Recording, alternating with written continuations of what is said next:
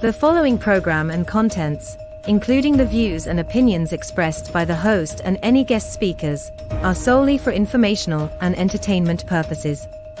The views and opinions expressed are not endorsed or supported by Relmar McConnell Media Company, the X Zone Broadcast Network, their employees, affiliates, or advertisers. The host and guest speakers are solely responsible for their own perspectives, and their views do not reflect those of Relmar McConnell Media Company, the X Zone Broadcast Network, their employees, affiliates, or advertisers. The information provided in this program should not be considered as professional advice or as a substitute for professional consultation.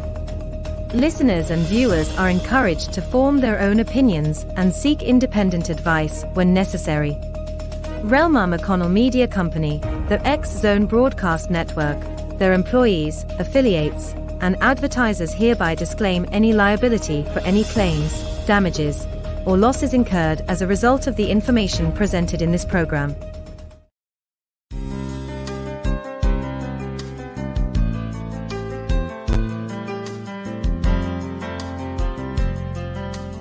Welcome to Mission Evolution Radio Show with Gwilda Wiyaka, bringing together today's leading experts to uncover ever-deepening spiritual truths and the latest scientific developments in support of the evolution of humankind. For more information on Mission Evolution Radio with Gwilda Wiyaka, visit www.missionevolution.org. And now, here's the host of Mission Evolution, Miss Gwilda Wiyaka. Thanks for joining us.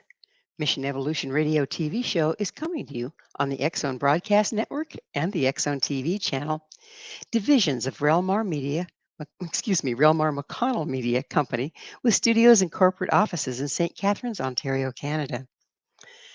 Today on Mission Evolution, we'll be discovering the effective states of consciousness. Could a deeper understanding of consciousness make us more effective in our lives? Is consciousness even a thing we have any hope of understanding? With us this hour to explore the topic is Bill Harvey. Bill is an author and media research industry leader that has foretold and shaped the future of media for over 35 years. His website, humaneffectivenessinstitute.org. Bill, thanks for joining us on Mission Evolution. Gwilda, thanks for having me. So let's start out with Bill. What was your original education in? What's your educational background? I have a philosophy degree. Philosophy, interesting. So and my minor was psychology. Okay, well, those kind of fit together, don't they? So how did you become interested in consciousness? Oh, I became interested almost from my first memory. I was fascinated by my mind and always using it, always thinking. Very much of an alone person most of my early life, meditating without realizing that I was doing that, contemplating, concentrating, doing all kinds of things with my mind and trying to figure myself out. So that one step led to the next? Well, there was an important moment when I was about 5 years old. My parents, who were in show business, insisted that I had to perform on stage. They said I could abandon it as a career if I wanted, but as long as I was living in their household, they were performers. I was a performer and I was going to get up there. So I hated the idea, but I did it. And I was about 4 years old when they first dropped that one on me. And after about a year of, I suspect, pretty lame robotic performances, I was starting to learn the act. And then this thing happened. All of a sudden, I was on stage. I wasn't scared. And I didn't have any concern for whether the audience loved me or hated me. And I was having fun. It was like playing. And then I realized I was still performing, but it was kind of doing itself. I didn't feel like I was performing. I felt like I was observing the Billy on stage, getting great laughs and applause for the first time. And I was kind of watching myself from the outside. I was almost having an out-of-body experience. I kind of sensed myself above and beyond, behind my body. So anyway, that left me thunderstruck. It was an aspect of life I had never suspected existed.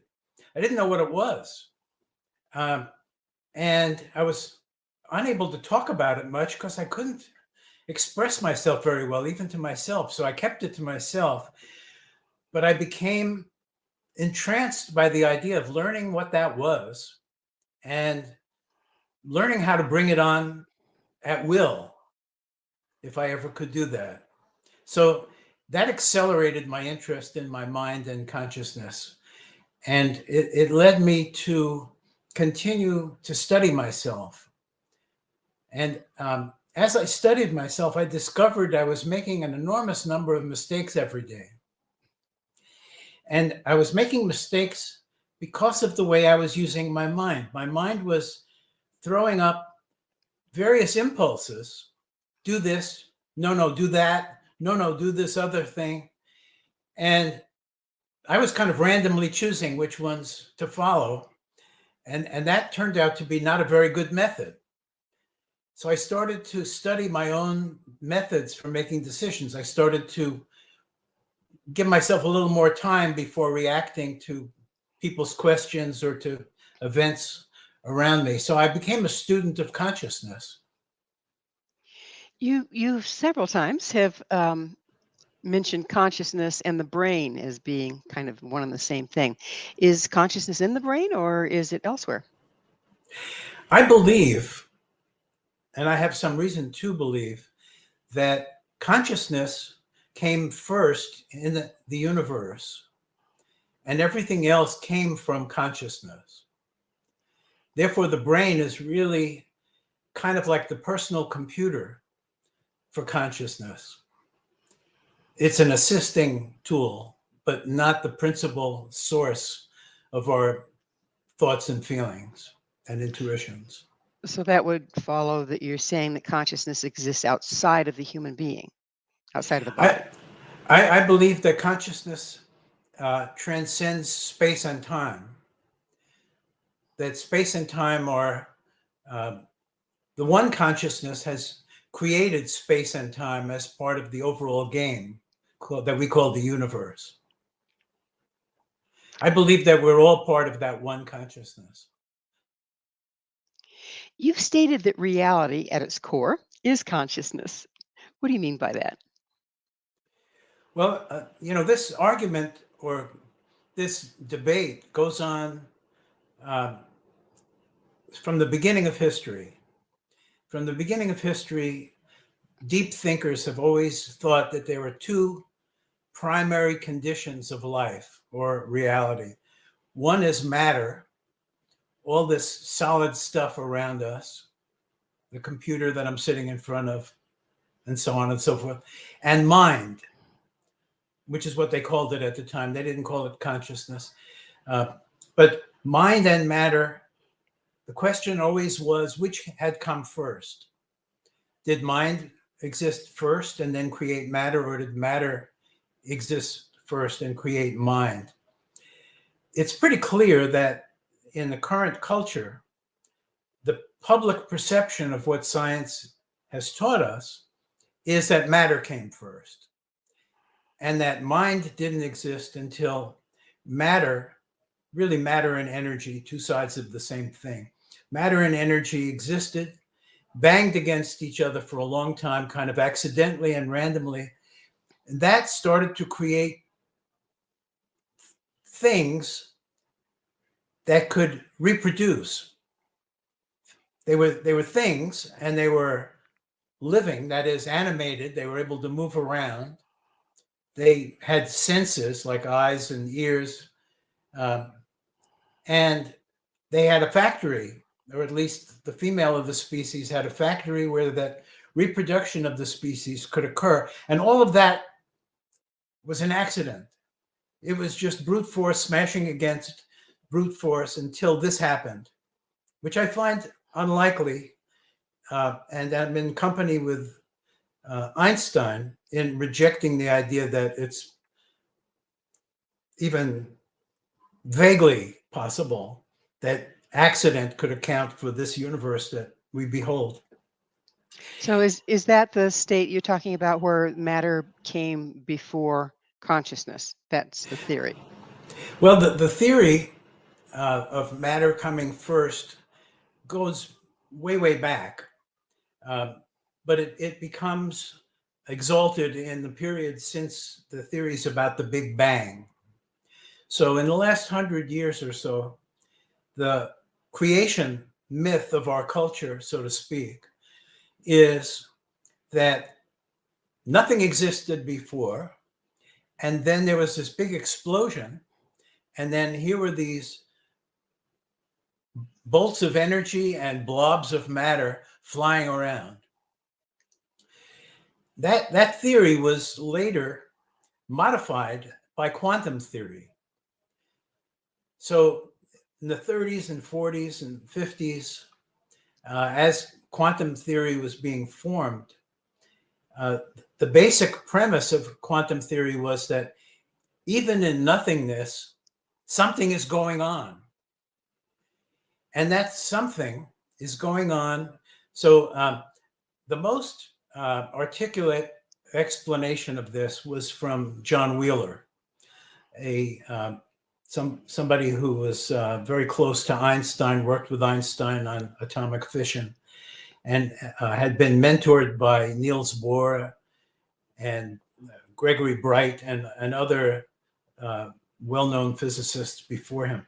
Anyway, Wheeler describes the situation prior to the Big Bang as what there was quantum foam.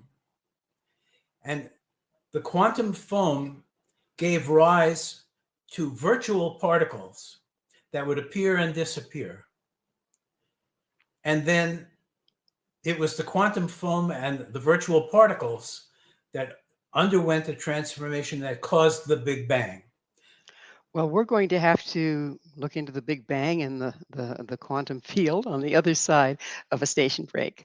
Bill and I will return shortly, so don't go away. This is Mission Evolution, www.missionevolution.org. What does consciousness have to do with effectiveness? With us this hour, discussing this very topic, is author Bill Harvey. His website, humaneffectivenessinstitute.org. Bill, we were talking about quantum foam and discussing whether or not consciousness came first, the chicken and the egg thing, or matter came first. And to shorten a little bit, am I to assume that you buy the second that consciousness came before matter? I do. But let me explain why I think this is not in stark disagreement with physics, quantum physics and relativity, the most advanced thinking that we have. Wheeler discusses the vital role that consciousness plays in creating the universe of matter and energy as we experience it. What he describes is that prior to consciousness, matter and energy existed only as probability waves, not as the concrete trees and stones and bridges and things that we see around us. That it required consciousness to interact with the probability waves. And by doing so, it caused the waves to freeze into the position that they were experienced as being in by consciousness. Thus, matter. Matter came from consciousness.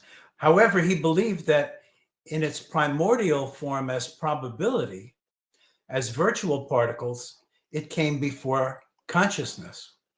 The way I resolve that is by suggesting that the quantum foam itself was consciousness, is consciousness. That what he describes as the quantum foam with its arising virtual particles, the same way that thoughts and feelings arise and disappear in our minds.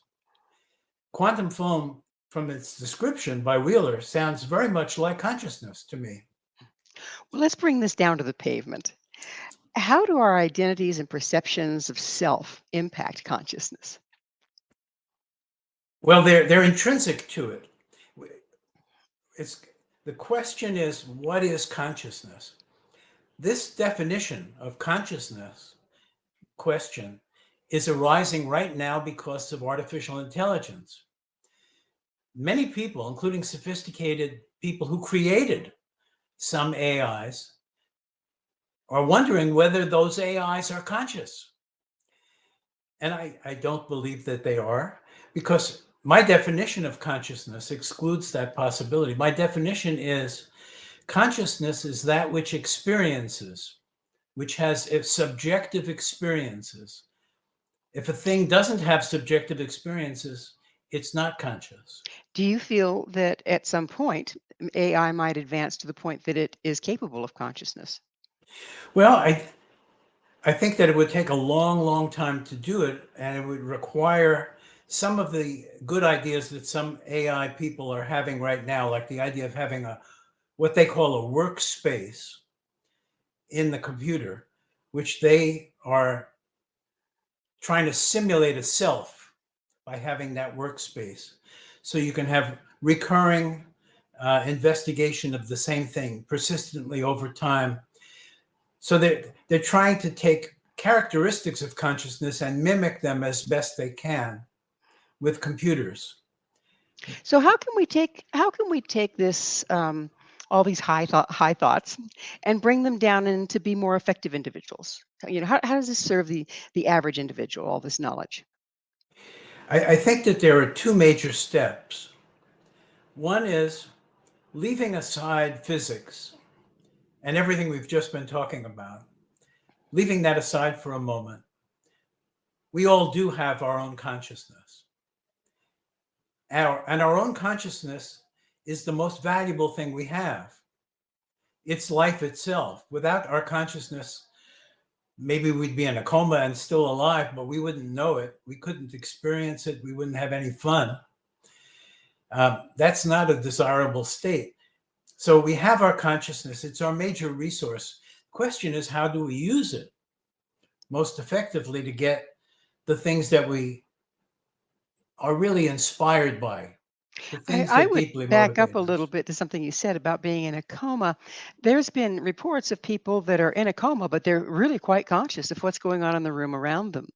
How does that align with what you were saying there? Um, I probably have to correct myself. Um, in fact, my wife has had that experience. It wasn't that she was in a coma; she was under anesthetics, and she couldn't feel any pain. But during the surgical operation, she heard every word the doctors were talking about. They were talking about uh, Mexican food and the preparation thereof while they were operating on her, and they verified that afterward. So yes, even in deep states of what appears to be non-consciousness, there could still be consciousness. And to further seemingly contradict what I just said, I believe that everything is made out of consciousness. Everything we experience, everything in the universe at its core is consciousness. And we're making matter and energy and space and time out of it. And the one self that exists is living through all of our roles, kind of like a game player in a video game playing through an avatar. You mean all our roles like human being, dog, tree, You and me. porpoise? Are you including the inanimate objects as well in this? Absolutely. Hmm. Okay, and that goes back to ancient traditions that believed that everything had life, everything had consciousness, everything had spirit. I think that's a valid intuition. Now, science will rule on these things someday, but science is awfully close right now. Wheeler brought us very, very close. I mean, if you look at the three physicists that are most important to us today in terms of quantum physics and relativity, it's Einstein, Wheeler, and Hawking. And all of them, in one form or another, agree with what Wheeler said, which is incidentally called the anthropic participatory principle, that consciousness is what makes matter look like it does to us.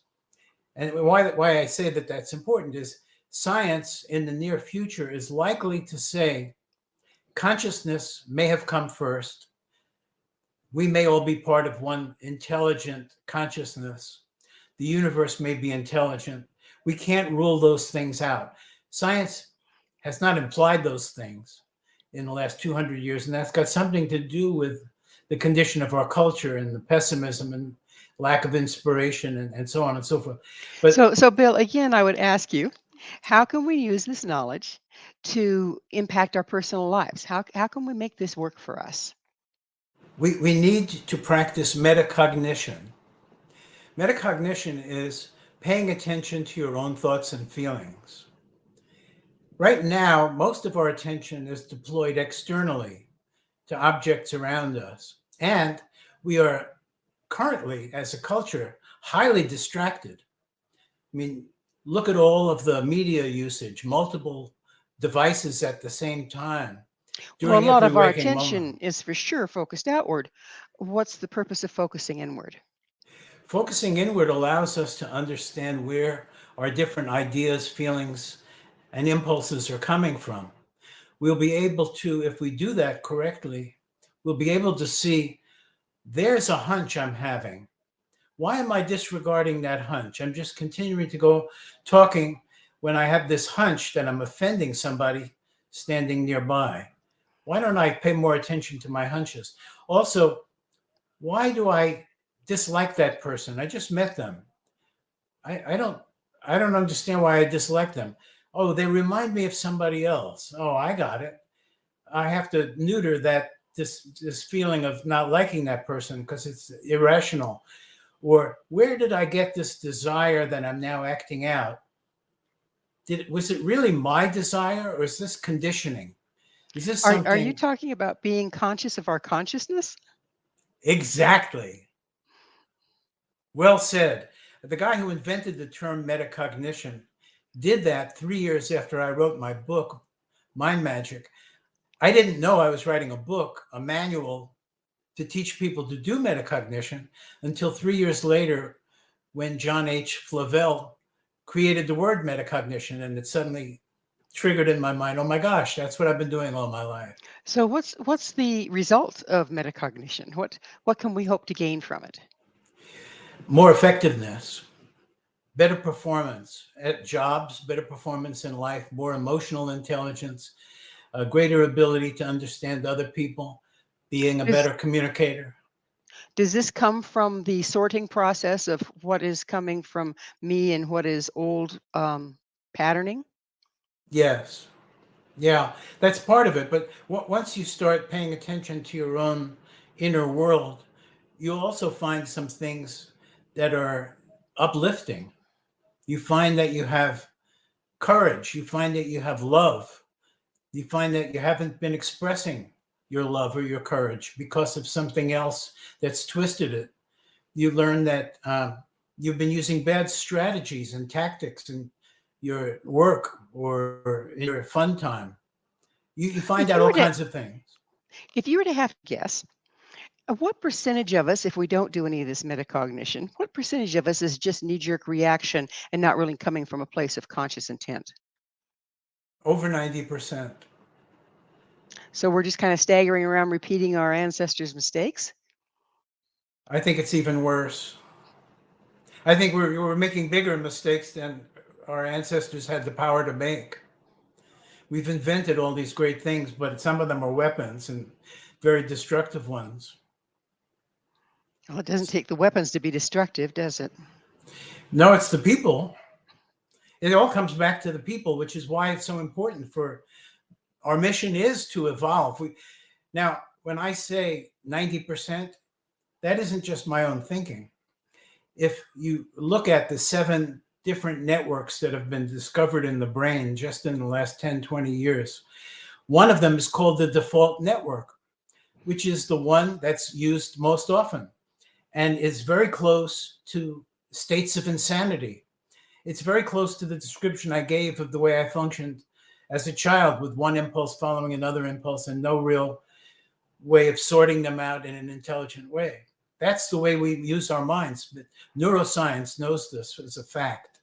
And metacognition brings on a different network. And the different network is called the executive control network.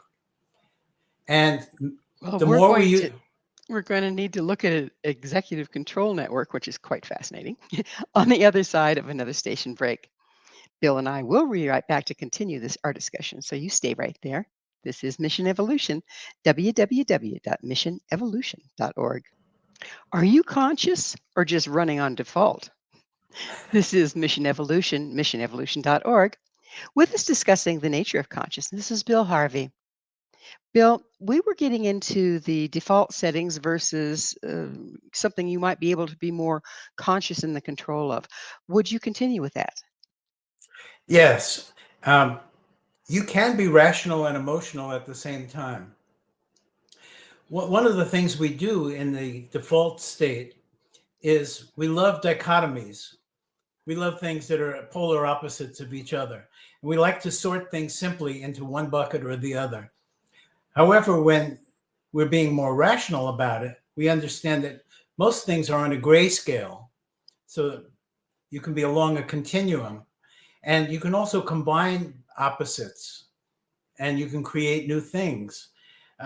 And all of that creativity requires us to pay attention, to be able to control our attention. You know, you look at all the ADD, ADHD, all of the things plaguing these are on the upsurge. The medical cases on record, when you go back a certain distance, we didn't know about those things. I think we're adding to it. We're adding to it with this short attention span, dopamine-driven media system where we're just trying to keep people's attention as long as possible. And we've learned that, like you were speaking, that's keeping the attention outward versus giving a person an opportunity to move inward and reevaluate. exactly. Okay. So it looks like we're compounding the problem, yes? We are definitely compounding the problem. Okay. So as an individual, how do we combat that? It's around us everywhere. Well, there are some tricks that we can use that can help us get into the observer state, which is the state of metacognition.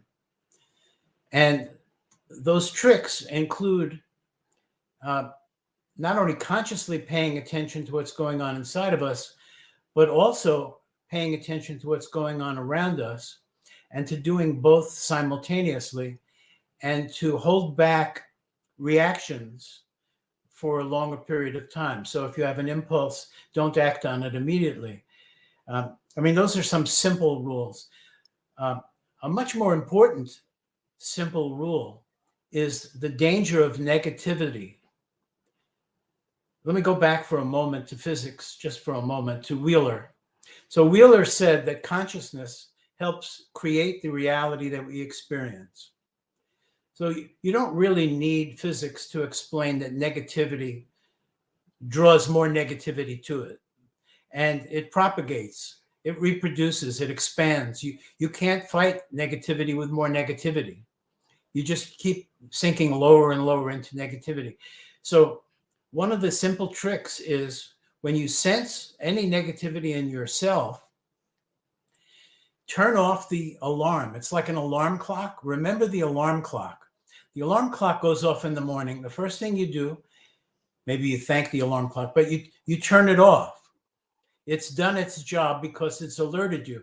Negativity is part of our being. It occurs as a survival-based mechanism to warn us about something. It's, to alert us. And the thing we should do as soon as we sense our own negativity is to diagnose what's causing the negativity. So the first step is turn off the alarm, turn off the negativity alarm. You don't need to feel the bad feelings anymore. They don't feel good. They lower your immune system. Turn off the alarm, diagnose what makes you feel negative right now, and solve the problem. Think about how to solve the problem. Move out of the problem definition stage. Negativity is a sign that you're just wallowing in the problem negativity stage. Turn off the alarm, diagnose the problem, solve it. Those are the only things to do. let's take the other side of that coin, just to be the devil's advocate. What about if we follow positivity until the point that we're also polarized in the other direction and we become airy-fairy and ungrounded? That's damaging, but it's not as damaging as negativity. There's definitely, in the case of positivity, you can take it too far. And what you want is a balance, a rational balance. How do you know when you're taking positivity too far? Well, you may find that you're buttering somebody up, and it may be fairly obvious to both of you that you're buttering them up. That's a fairly obvious thing to catch. I much rather would see us all making that mistake than the mistake we're making now. But you're saying it's a balance between the two? No, I think what we have to balance is our positivity. We have to definitely quickly move out of negativity while using its advice. The advice is something's wrong, something's making me feel bad. What is that something? How do I solve it? But don't stay in negativity. It's just to bring your attention to something. What about, there's a lot of large problems, and that's what we're being confronted with on the media, okay, is seemingly unsolvable things. How do we work with that? We shouldn't be attached to the outcome. We should prefer to reach an outcome, but we shouldn't get attached to it. As soon as we allow ourselves to become addicted to success in anything, it begins to change us internally. It makes us needy and dependent. It makes us unable to perform at our highest level. Well, this seems a little contradictory to me. In one sense, you're saying the way to turn off the alarm and then look for the solution. And then you're telling me don't be attached to having a solution. Don't be attached to having it work. Especially don't be attached to having it work quickly. But then doesn't that throw you right back into negativity? It does if you don't have the rigor of your own self-discipline. I mean, metacognition ultimately has to work with both the emotions, feelings, and images in the mind and mental verbalization, everything that constitutes your consciousness. So you have to have mastery over all of that. You have to have integrity. It all has to fit together. It all has to work together. And if you look at performance and understand human performance, whether it's sports performance or musical performance or scientific performance, performance is hampered when you're too attached to winning. So where does spontaneity fit in here?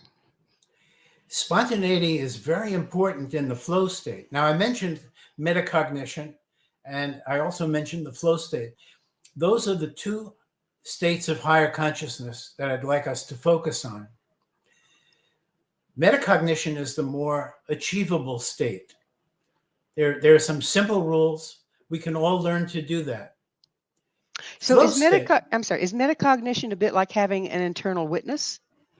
Yes. That's why I call it the observer. There's an adult present kind of thing. Absolutely. Okay. Absolutely. And flow state is a higher level that it's very hard to get into if you're not already in the observer state. If you're working off the default network, suddenly plunging into flow state is unlikely to occur. But if you're in the observer state, it's much more likely to occur. Flow state is when your talents and gifts and skill sets are well balanced with the challenges you currently face, and you can actually enjoy engaging in some form of activity that isn't so easy that it's boring. It's demanding your best performance, but you're enjoying it. You don't care about the outcome, winning or losing. You just care about doing this thing that you're having so much fun doing. And that's when you give your best performance. So is the default state more reactive and the flow state more proactive? both the flow state and metacognition, the observer state, both of them are more proactive because you're actually drawing upon your own free will rather than on conditioning by other people or institutions or culture or whatever. You are bringing out yourself. Whereas in the default state, you're not even thinking about that. You're not thinking about anything very much. It's kind of free association. It's random chatter. It's a free association. You're jumping from one thought to another feeling. It doesn't really matter to you. You go in and out of daydreams, then you start to worry about something. That's the default state. It's very unguided and unproductive. Well, what motivates so many of us to be stuck there? Well, I think it's simply we're not aware of the options. I mean, we're not taught in school that there are levels of consciousness. Should that be fairly organic, rather than having to learn a method to access consciousness? Shouldn't that be just kind of a natural state? I think maybe it was a long, long time ago. If you go back to Neanderthals, there's a lot of evidence now from archaeologists that Neanderthals were great hunters and were very capable of tool usage and inventing things and thinking out situations, much wiser than we gave them credit for. Back then, life was simpler. There wasn't that much coming in. There wasn't that much impinging on us. That suddenly changed when language became visible 6,000 years ago. Why was that important? Every species has a dominant sense. Dogs, cats, it's smell. Whales, dolphins, it's hearing. Primates, humans, apes, monkeys, chimpanzees, it's seeing. Vision is our dominant sense. 70% of the energy in the brain is being used by the eyes. When you close the eyes, energy usage in the brain drops sharply.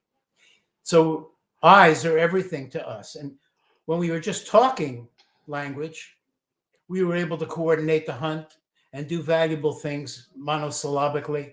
Once we were able to start encoding our language in stuff we could see, it changed our whole thinking process. Well, we're going to have to look into how that thinking process changed. You've got it on the other side of a station break.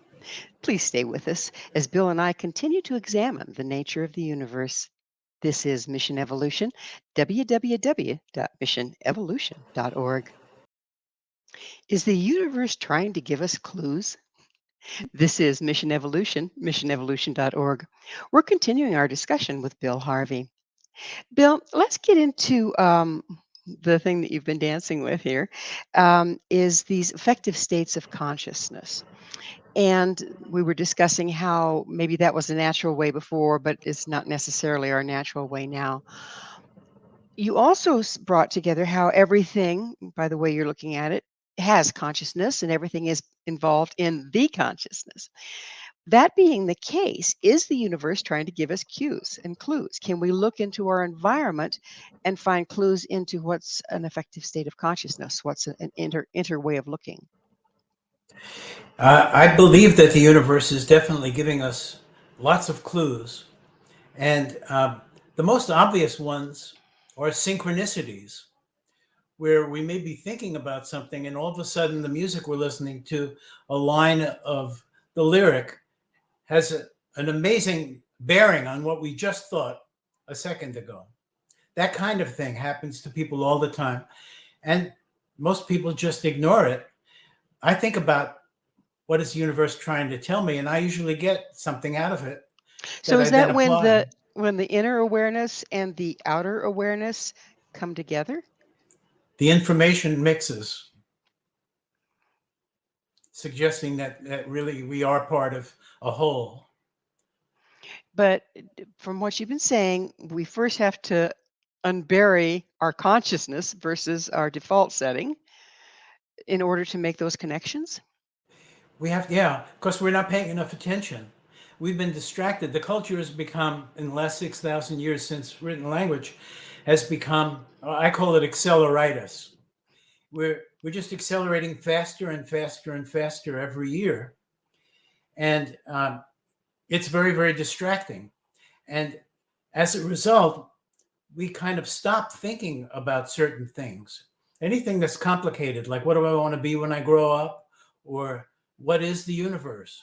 I mean, we all have this awe and wonder when we're children, but we lose it because we just can't, we don't have the time to think about that. Life is rushing at us. We're just trying to keep up the pace.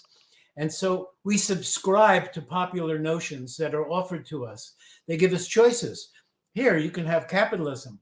Here, you can have communism. Here, you can have Republicans. Here, you can have Democrats. Here, you can have Christianity. Here, you can have Buddhism. So all we have to do is pick one. And that's much easier. So that's what we do instead of thinking for these things ourselves. But it's much more valuable if we think them out for ourselves. So again, how can an individual, what are the steps for an individual to reach a more effective state of consciousness rather than knee-jerk reaction? Well, there are 3 special times of day. When you're first waking up in the morning, before you get out of bed, maybe even before you open your eyes, then you have to have a 20-minute alone space during the day. Just tell people you're meditating. They know what that is, and they'll let you alone for 20 minutes. And then just before you go to sleep at night, those are 3 key times to remember this conversation.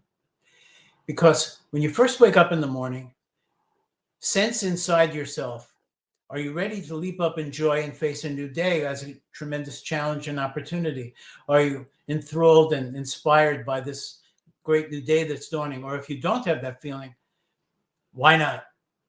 You know that would make you more effective and you'd have a better time. So try that in the morning. Then let me skip over the alone space for a moment, come back to it. And then when you go to bed at night, there are 2 things to do. Look back over the day and anything that happened that you think wasn't quite perfect, or even worse than that, was humiliating and mortifying and the worst thing that ever happened in your life. But things that you weren't pleased with, that you had some control over, that you kind of screwed it up. And think about what you would do next time in that situation. And when you've gone through the day and you know what to do next time those things happen, then go on to the second thing, which is to contemplate tomorrow. Kind of do a mental rehearsal of what that day is going to be like. What are the major events? What do you hope the outcomes will be? Pre-dream, that is, intensely visualize the way you want it to come out. So The way when you're doing this, are you in effect setting your intent for what you wish to create or co-create the next day? Yes, exactly. And the alone space, the 20 minutes, whether you use it for any other form of meditation or, mind magic, what mind magic advises that you do, which is a form of meditation, whether you use some other form of meditation or my forms of meditation, use that 20 minutes to really catch up with yourself. How's your life going? How's today been going? What's good about it? What's bad about it? What could you fix? What could you do better? Use that 20 minutes a day kind of like as a daily reassessment of everything. So is that a time when possibly a person could spend some time journaling? Absolutely. Definitely. Take notes. Absolutely. So how does that help? So we look at it, okay, it was this, it was that, we judge it, we put it in a box. How's that going to help us? How is that going to help us be more effective? It's going to see how we've been undermining ourselves by negativity, for one thing. So we're going to be able to rise above negativity. Can we undermine ourselves by being Pollyanna and being overly positive and not Definitely. recognizing? Okay. So either Definitely. one can be an issue, is that? Either one could be an issue, but the one that we culturally have the biggest problem right now is world cynicism, pessimism, people cringing at idealism, the cringe reaction to idealism. anytime you try to say something positive in social media, somebody's going to jump on you and call it hypocrisy or whatever. That's much worse than Pollyannishness. But yes, I totally agree. So, so we've taken those 3 steps. What changes can we expect to see, or where do we have to go from there? We're going to start having creative ideas, possibilities that we hadn't thought of before. Maybe kinds of work that we want to do that we're not doing now. You know, ever since COVID, people have become more aware of their dissatisfaction with the jobs they landed in through the default network, through living a life driven by the default network. Now they're spending all of their time at a job that doesn't inspire them, or 76% of us, or according to Gallup, are in that condition right now. So think about how you might make a transition to a better life. We'll start to get ideas like that. You may also start to get a sense of the fact that you are getting messages from the universe. It may come in the form of hearing a voice in your mind saying just 1 or 2 words that have great meaning to you all of a sudden. And because you're paying attention internally, they kind of rock your boat and you say, wow, why don't I do that? So is this kind of like when you're in the default state, there's nothing new? You're doing the same old thing in the same old way and maybe expecting different results, which of course is the definition of insanity, right? Exactly. But if you're in the introspective state, or does that put you in connection with, say, the unified field, the unified consciousness, and something new can come forward that hasn't already been a rerun? I think that's definitely part of it. No question about it. There are the word inspiration. It's received knowledge. And even the word Kabbalah means received knowledge. So the ancients knew about received knowledge. Every religion that was formed by the originator receiving knowledge by inspiration. We all can get inspiration from the benevolent field around us. Why is it benevolent? Because we are it. It is us. Why wouldn't it be benevolent?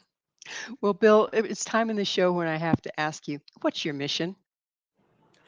My mission is to get people into higher states of consciousness and to stop rejecting the possibility of God. So the possibility of God, how do you have to define that? I define it as the intelligent universe, which is a single consciousness. So the big one. So the big consciousness. Yes. Interesting. What's your vision for the future if we all start becoming more proactive and coming from a place of consciousness versus the knee-jerk reaction?